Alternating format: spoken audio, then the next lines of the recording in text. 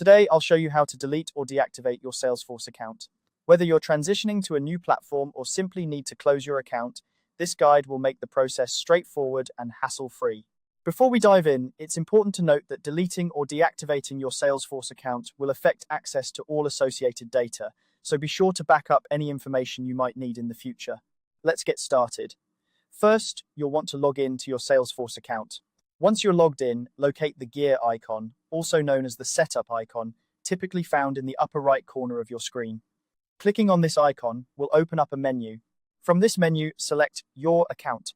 Depending on your Salesforce interface, you might also see it labeled as Billing. This is where you'll manage your subscription details. After you've accessed your account settings, the next step is to find your active contract. This is crucial because it's where you'll switch off the auto-renewal feature. By turning auto-renewal off, you ensure that your account doesn't automatically renew, which is essential if you're planning to deactivate or delete your account.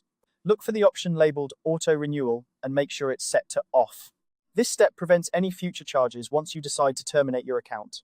Once you've handled the auto-renewal settings, it's time to seek additional assistance for deactivating or deleting your account. For this, head to the top right corner of the screen and click on the question mark icon. This will open the Help and Training portal. The portal is your go-to resource for support and queries related to your Salesforce account. Within the Help and Training portal, you'll need to open a support case. Make sure to categorize your case under billing or account issues, as this will help direct your request to the appropriate department. In your support case, clearly state your request to deactivate or terminate your Salesforce organization. Providing specific details about your account can help expedite the process.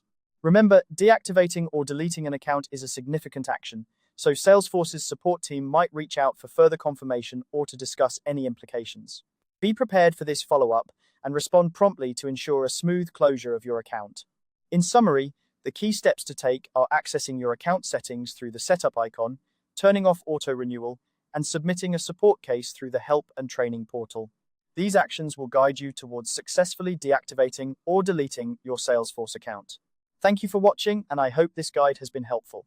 If you have any questions or need further assistance, feel free to reach out in the comments or directly through Salesforce support. Don't forget to like and subscribe for more helpful tutorials.